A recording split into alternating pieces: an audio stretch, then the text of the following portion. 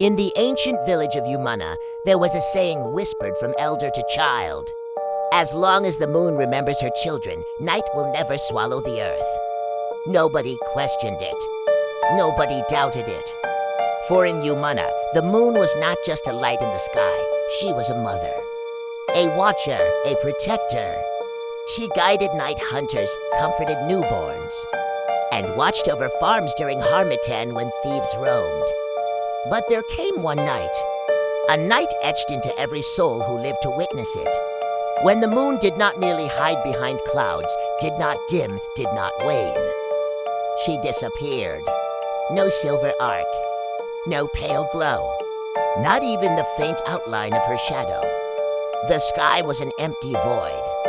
And when darkness thickens unnaturally, something older than fear begins to walk.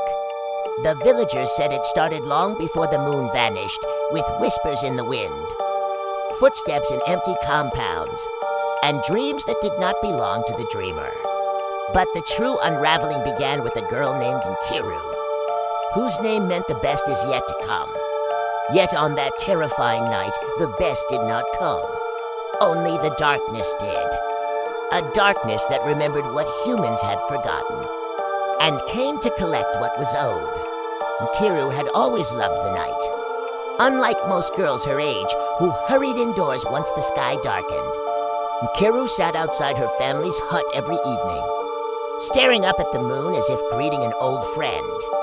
Her grandmother, Mama Anwanali, often teased her.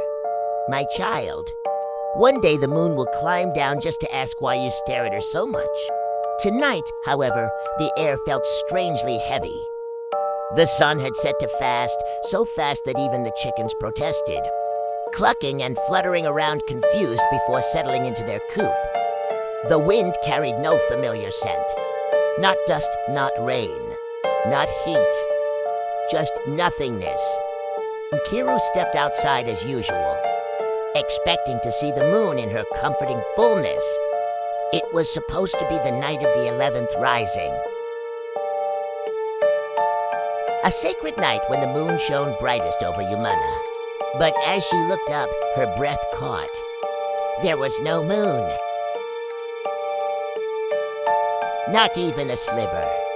The sky looked wrong, like a cloth stretched too thin. "Grandma," she yelled, running back inside. "Mama Anunali, come. Something is happening." The old woman shuffled out, muttering about children who always exaggerate, until she looked up. Her voice died in her throat. Her wrinkled hands began to tremble. No, it cannot be. "Grandma, what is it?"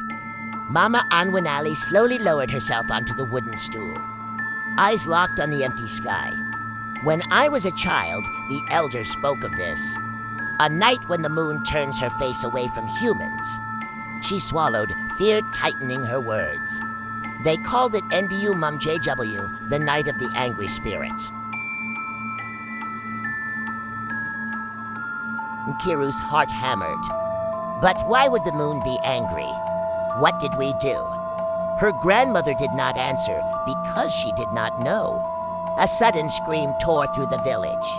Not a scream of pain, not fear, but pure terror. Nkiru and Mama Anwanali jerked around. It came from the direction of the communal well. Before they could move, another scream followed, then another. The villagers poured out of their homes, holding lanterns, torches, anything that could produce light. But even the flames flickered strangely, shrinking instead of growing. Chief Okoro, a tall man with a booming voice, shouted, "Everyone gather by the square, now." Nkiru grabbed a lantern and ran alongside the others. The air was thick, pressing on their chests, making it hard to breathe. Something unnatural was happening, but nobody could name it. When they reached the square, they saw why the screams had started. Old Mama Ebel, the blind woman who always sat by the well at night humming lullabies, had collapsed beside the stones. Her hand still gripped her walking stick tightly. But her face was twisted upward in frozen terror. Her mouth stretched open as if she died mid-scream. Chief Okoro knelt beside her. "Mome Belly?" he whispered, though he already knew. "Dead, but not naturally." Her neck bore a single dark handprint, as though something had touched her and drained her life in an instant. A murmur spread through the crowd like wildfire. "Spirits, is this an omen? Why is the sky empty? Why tonight?" Nkiru felt cold fear crawl up her spine. Mama Anwanali clasped her hand and whispered, "The darkness is not alone tonight." Suddenly, little Ozomina, a quiet 6-year-old boy known for speaking in half-riddles, tugged at Nkiru's wrapper. "Sister Nkiru." The moon didn't disappear. She knelt. "What do you mean?" He pointed at the sky. "She was taken." Nkiru blinked. "Taken by who?" The boy's lips trembled. "He who eats light." Her heart stuttered. "What did you say?" Ozomina leaned closer, whispering. "Mama Ebel saw him first. That's why she screamed. I heard him too, a low voice saying asterisk not yet. Not enough asterisk." His eyes filled with tears. "He said he will come back when the village sleeps." A shiver rippled through the crowd as the boy's words spread. Mothers clutched their children. Men exchanged uneasy glances. Chief Okoro rose to his feet. "No one sleeps tonight," he declared. "We keep watch until dawn. A reasonable plan. Except dawn never came.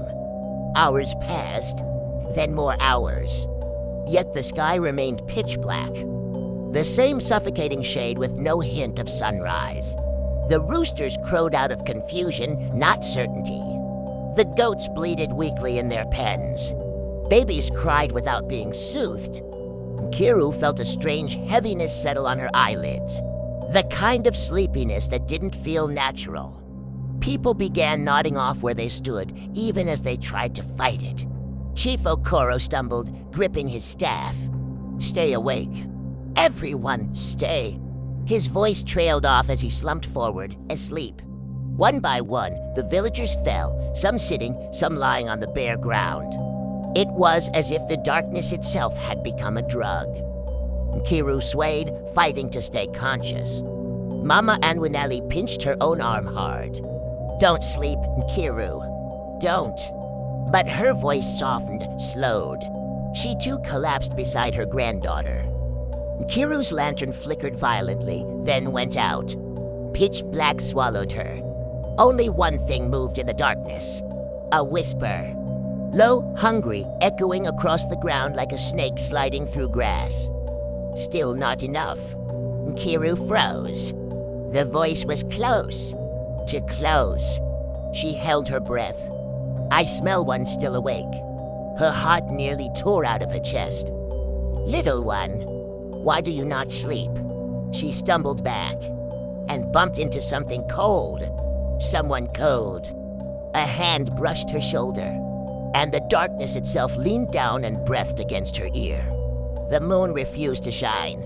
Because she feared what walks tonight, Nkiru screamed, and the sky swallowed the sound.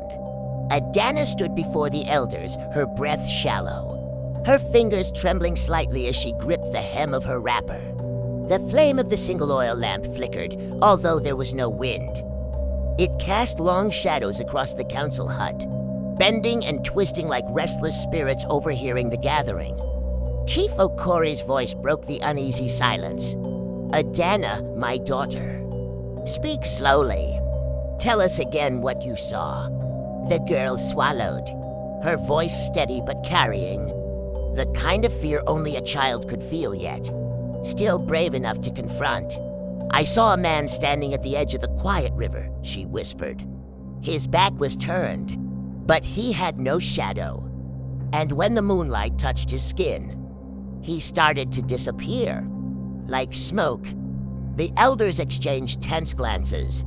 A person without a shadow was not merely a bad sign, it was an abomination. A presence from realms that did not belong in the world of the living. Adana continued, clutching her arms tightly. And when I blinked, he turned to look at me. She paused. Chief Noli leaned forward. Describe him. The girl shook her head. I could not see his face. It was like it was covered in darkness. Even though the moon was bright, something cold trickled down Chief Okori's spine. A faceless man who cast no shadow. An omen of a spiritual presence that should not walk under moonlight. But Nettie, the herbalist, listened more intently than anyone. She had never dismissed the girl's gift, the gift of the sight. The ability to perceive what most humans could not. She asked gently, Adana, what did he do when he looked at you? The girl hesitated. He whispered. The elders stiffened. What did he whisper? Nettie pressed. Adana lowered her gaze. A single word escaped her lips. Barely audible, but enough to cause the room to tighten like a pulled rope. Soon, the council hut fell into a suffocating silence. Soon? Soon what? Before Chief Okori could respond, the oil lamp flickered violently, its flame stretching upward as though pulled by unseen fingers. Then, darkness swallowed the hut. The elders froze.